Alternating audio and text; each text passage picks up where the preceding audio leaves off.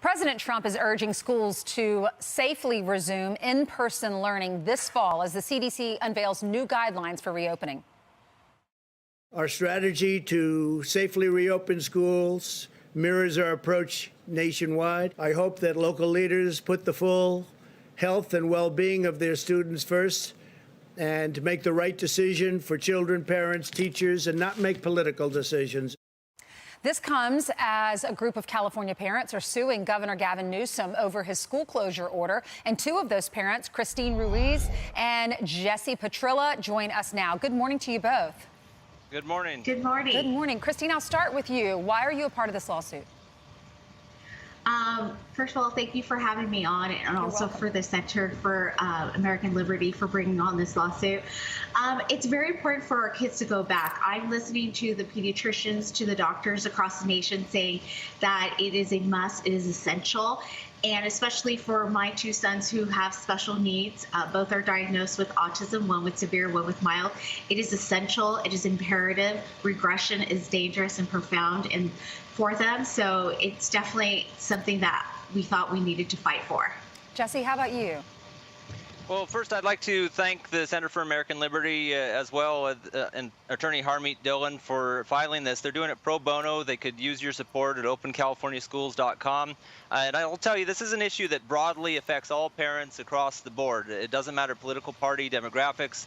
And me personally, as the father of two boys, I'll tell you that what I noticed with our 6-year-old, he loved going to school when he entered kindergarten last year. He definitely doesn't take after his father, that's for sure. But I noticed as soon as the distance learning started, a decrease in his motivation, a decrease in his enthusiasm for learning. And it was so disheartening to see, because this is a kid that would wake up and say, I want to go to school. We're going to be late, Dad.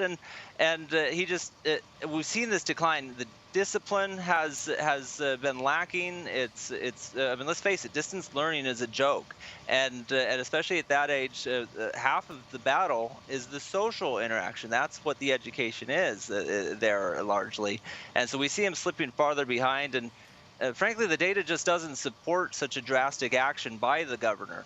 The death rate has been continuously dropping. We have had in the state of California 0 deaths in children under the age of 18, thankfully.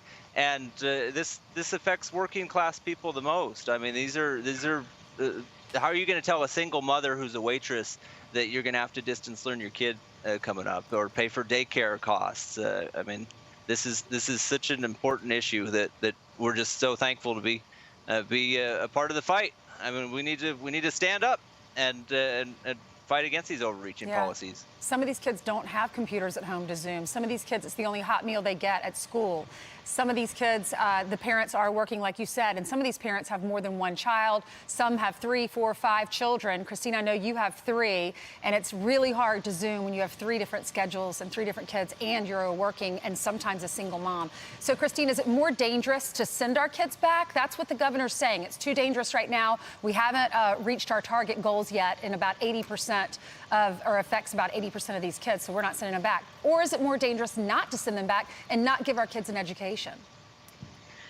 It is definitely more dangerous to keep our kids at home, especially for our special needs population who have not been getting any type of services. These services are essential and critical to their learning.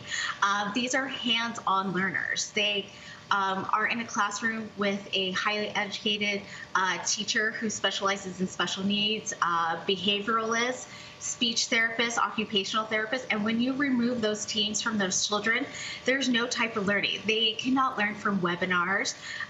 So it's definitely concerning to the regression, because we've worked so hard with our children to get them to this point, and their cognitive learning could waver. They could regress so badly that all this learning that we've done so far, would go away, and they would regress so profoundly that it would be just a detriment, not only for right now in this period, but for their entire lifetime. So we're actually doing such a huge disservice to the special needs population who desperately need to get back in the classroom, need to get back with their teachers, need to get back with their aides, need to get back into socialization, life skills. Okay. And, I definitely don't want to see the harmful effects for my children from for years to come. I understand. Christine, Jesse, thanks so much for being with us. Let us know how the lawsuit turns out. Thank you so much for having us. You're welcome. God bless those children.